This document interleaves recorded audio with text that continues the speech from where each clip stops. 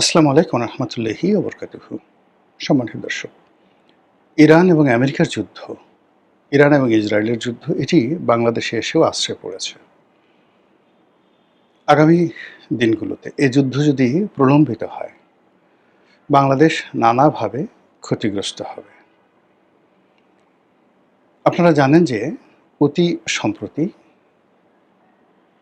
ইয়েমেনের হুতিদের সঙ্গে যুদ্ধ করার জন্য, হুতিদেরকে দমন করার জন্য সৌদি আরবের নেতৃত্বে ১০টি দেশের একটি জোট হয়েছে।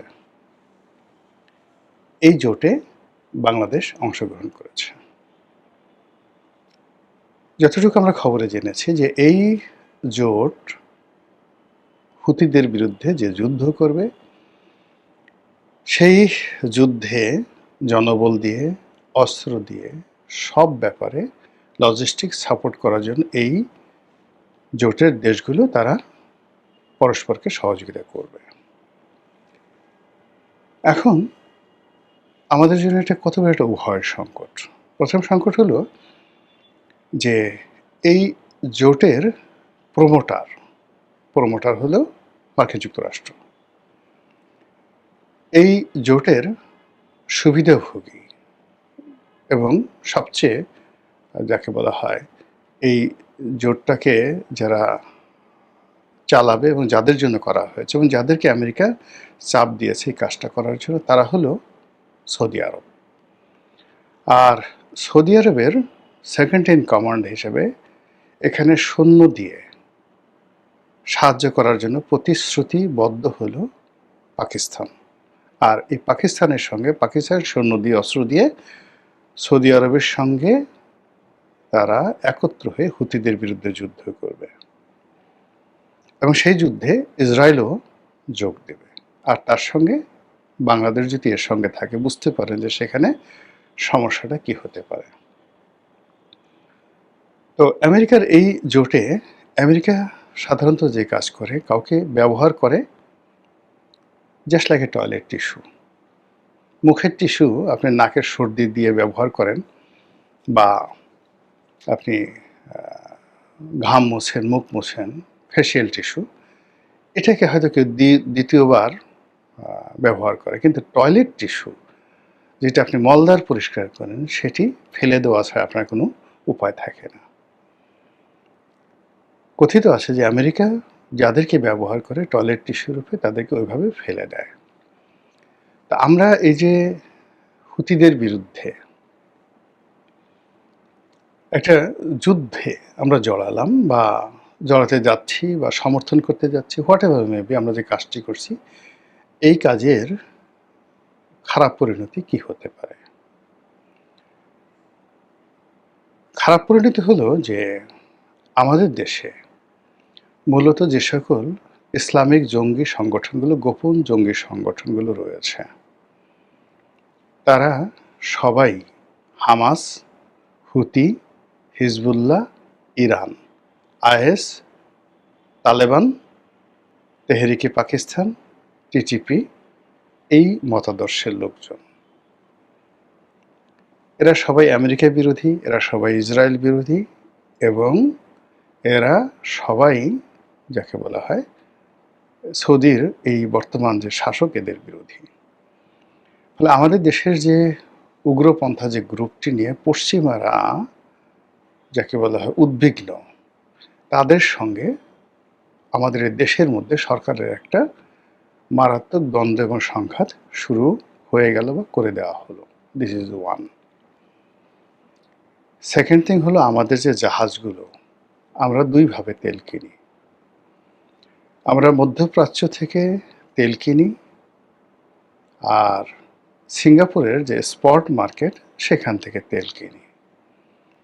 তো দীর্ঘমেয়াদে ধরুন কাতার থেকে, সংযুক্ত আরব আমিরাত থেকে, সৌদি আরবের আরামকো থেকে, কুয়েত থেকে আমরা যে তেলগুলো কিনি, যেগুলো দীর্ঘমেয়াদে সারা বছর ধরে আমাদের কাছে আসে কম মূল্যে, সেই তেলগুলো বাংলাদেশে আসার জন্য দুটো পথ প্রধানত।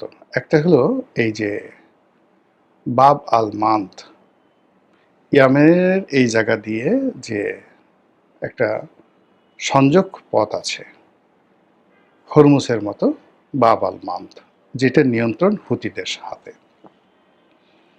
আর একটা বেশিরভাগ তেল আসে হরমুজ প্রণালী দিয়ে। আপনারা জানেন যে এই হরমুজ প্রণালী দিয়ে একটি জাহাজ আসার সময় প্রায় কয়েক মাস আমাদের একটা জাহাজ ইরান আটকে রেখেছিল। পরে অনেক দেন দরবার করে তদবির করে আমরা সেই জাহাজটা ছাড়িয়ে এনেছি। ইরানের সঙ্গে একটা সম্পর্ক স্থাপন করার জন্য তাদের যে শেষকৃত্য অনুষ্ঠান, তাদের ইমামের আয়াতুল্লাহ আলী খামেনি, বর্তমান যে খামেনি আছেন বা আয়াতুল্লাহ আছেন তার বাবা, তার জানাজাতে আমাদের স্পিকার সাহেব গেলেন, রাজনৈতিক নেতৃবৃন্দ গেলেন এবং ইরানের সঙ্গে একটা ভালো সম্পর্ক তৈরি হলো এবং আশা করা হচ্ছিল যে বাংলাদেশের জাহাজগুলো সেই ওখান দিয়ে একটা ছাড় পাবে, এই ধরনের কথা ইরানের রাষ্ট্রদূত বলেছেন। এবং এই রাষ্ট্রদূতের ক্ষমতা অলনে ছাড়েন, ইরানি রাষ্ট্রদূতের ক্ষমতা বাংলাদেশে মার্কিন রাষ্ট্রদূতের সমপর্যায়ে হয়ে গেছিল কয়েকদিনের জন্য। এরই মধ্যে যখন আবার সেই হরমুজ নিয়ে যুদ্ধ হলো, এরই মধ্যে আবার যখন আমেরিকা ইরান আক্রমণ করলো, ঠিক সেই সময়টাতে ইরান হরমুজটাকে 100% বন্ধ করে দিল। আরবদের উপরে চাপ তৈরি করার জন্য তারা করলো কি, হুতিদেরকে, তাদের যে প্রক্সি সংগঠন হুতি এবং হিজবুল্লাহ, তাদেরকে বললো যে তোমরা আক্রমণ করো এবং বাব আল মান্দ বন্ধ করে দাও। তো বাব আল মান্দ যদি বন্ধ করে দেওয়া হয় হরমুজের মতো করে, যেটা হুতিরা পারে, তাহলে সৌদি আরবের অর্থনীতি, রাজনীতি ধস নামবে। এবং হুতি এবং ইরান যদি সংযুক্ত আরব আমিরাতের এবং সৌদি আরবের তেল স্থাপনাগুলোতে জাস্ট 24 ঘন্টা আক্রমণ করে, এবং সেটা তারা আক্রমণ করবে হুমকি দিয়েছে। এর কারণ হলো আমেরিকা বলেছে যে তারা ইরানের তেল ক্ষেত্রে আক্রমণ করবে। ইরান বলছে আমাদের তেল ক্ষেত্রে যদি আক্রমণ করো তাহলে তোমাদের যারা তাবেদার রাষ্ট্র রয়েছে তাদের সবার তেল ক্ষেত্রে আমরা আক্রমণ করব। এই অবস্থায় পুরো মধ্যপ্রাচ্যে যুদ্ধের দামাবে এবং সকলের মধ্যে রীতিমতো আতঙ্ক তৈরি হয়ে গেছে।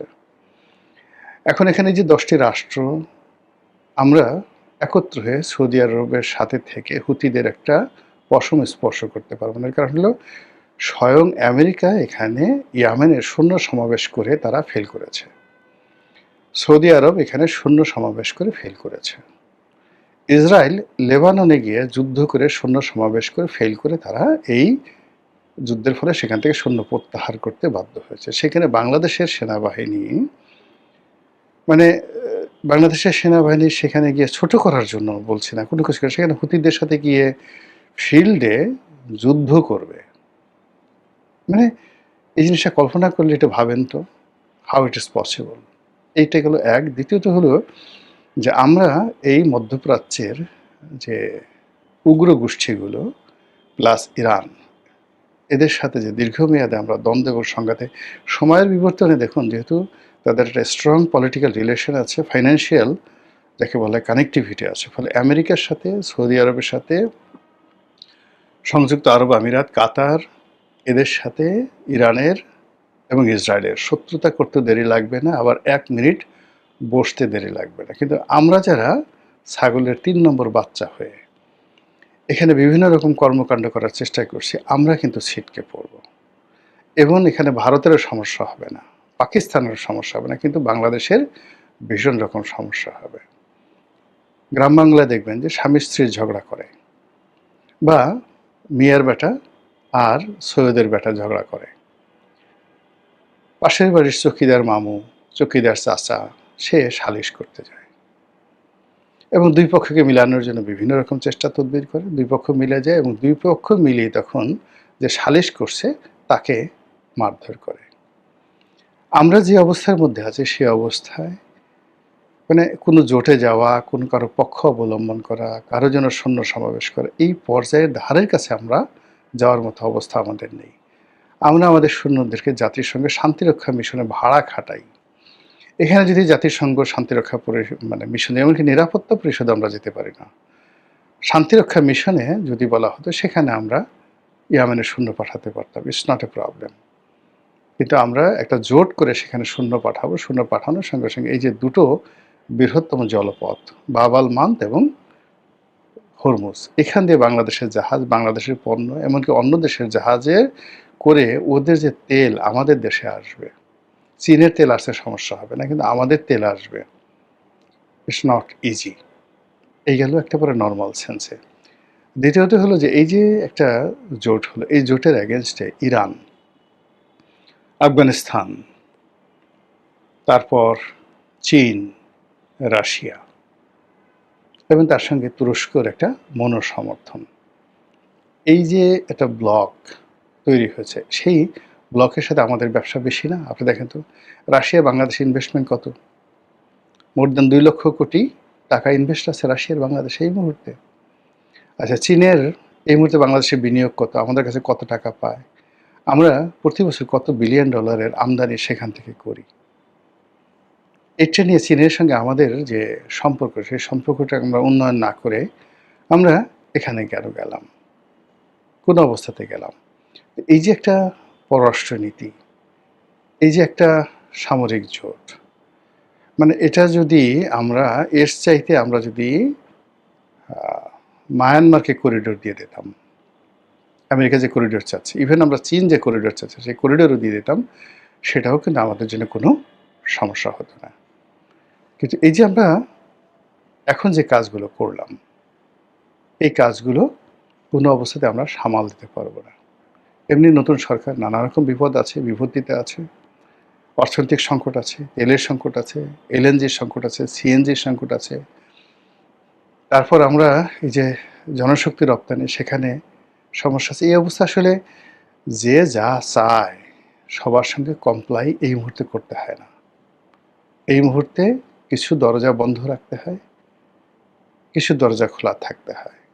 এমনকি ঘাস লতাপাতা খেয়ে হলেও এই মুহূর্তে অনেকগুলো দরজা বন্ধ করে যখন এরকম একটা পরিস্থিতি চলে তখন নিজেদের পিঠ বাঁচাতে হয়। আল্লাহ রাসূল স্বয়ং বলেছেন যে যখন ফিতনা, চারিদিকে ফিতনা তৈরি হয়, তখন ঘরের দরজা বন্ধ করে ঘরে অবস্থান করো। এখন ভারতে ফিতনা চলছে, পাকিস্তানে ফিতনা চলছে, এখন আমেরিকাতে ফিতনা চলছে, ডোনাল্ড ট্রাম্প নিজের ক্ষমতায় যায় যায় অবস্থা, রাশিয়াতে ফিতনা চলছে, মধ্যপ্রাচ্যে ফিতনা চলছে। আমরা কোনটাতে যোগদান করবো? আমাদের নিজেদের ফিতনা চলছে। এই অবস্থাতে আমাদের নিজেদের ঘর ঠিক রাখাটাই ছিল বুদ্ধিমানের কাজ। কিন্তু এখানে যে কাজগুলো করা হয়েছে, হয়তো অনেকে বলেছে সৌদি আরবে 25 লাখ লোক কাজ করে, যদি এটা আমরা না করি সৌদি আরব আমাদেরকে শ্রমিক ফেরত পাঠাবে। সৌদি আরবে একটা শ্রমিক ফেরত পাঠাতে পারবে না। ওখানে বাঙালিরা বাঙালিদের মতো ভালো অবস্থানে আছে, আর ফেরত পাঠালে আমাদের ক্ষতি হবে না। কিন্তু এই যে আমাদের যে সাপ্লাই চেইনে যে ক্ষতি, মানে আমাদের এখন যে স্কিলড ম্যান পাওয়ার আছে, সেই স্কিল ম্যান পাওয়ার বিদেশের মাটিতে যারা ইনকাম করছে তারা বাংলাদেশে আসলেও আমাদের ইকোনমিতে লাভ হবে, লস হবে না। তো সেখানে মনে করেন সৌদি আরবে খেজুরের ব্যবসা করে, বাংলাদেশে এসে খেজুর বাগান করে ফেলছে মাত্র 1 একর জায়গাতে। সৌদি আরবে অন্য একটা দেশে গিয়ে সে পেয়ারার ব্যবসা করতো, সেটা এখন করে ফেলছে। ওখানে ওয়েল্ডিংয়ের কাজ করতো, বাংলাদেশে একটা ওয়েল্ডিংয়ের দোকান দিয়েছে। এই লোক কোনোদিন ওয়েল্ডিংয়ের দোকানের ব্যবসা দিত না, কিন্তু সৌদি আরব থেকে ওয়েল্ডিংয়ের ব্যবসা শিখে এসে সে বাংলাদেশে করতেছে। সৌদি আরব থেকে গিয়ে লোক চলে গেছে উগান্ডাতে, উগান্ডাতে গিয়ে হাজার হাজার একর জমি নিয়ে এসে ব্যবসা বাণিজ্য করছে। তো এখানে আসলে সরকার মূলত কোনো কিছু প্রমোট করার দরকার নেই, জনগণই তার নিজেদের মতো করে নিজেদের অধিক্ষেত্র তৈরি করে নিচ্ছে। সরকার শুধু দরকার হলো দেশের স্বার্থ, সামগ্রিকভাবে তারা যেটা করতে পারবে, সামাল দিতে পারবে সেই বিষয়গুলো। কিন্তু সেটা চিন্তা ভাবনা না করে ইউনূস সাহেব যেভাবে একেবারে শেষ মুহূর্তে এসে অল অন এ সাডেন কেন কী কারণে মার্কিন যুক্তরাষ্ট্রের সঙ্গে একটা গোলামির চুক্তি করে গেছেন, এটা যেমন আমার মাথায় ঢুকে না, একইভাবে এই সরকার মাত্র 6 মাসের মাথায় এসে এইরকম একটি জোটে, তাও আবার হুতিদের বিরুদ্ধে এরকম একটি জোটে অংশগ্রহণ করলো, এটা আমার মাথায় ঢুকছে না। শুধু আল্লাহর কাছে বলছি, আল্লাহ বিপদ এবং বিপত্তি থেকে জাতিকে রক্ষা করুন। আসসালামু আলাইকুম ওয়া রাহমাতুল্লাহি ওয়া বারাকাতুহু।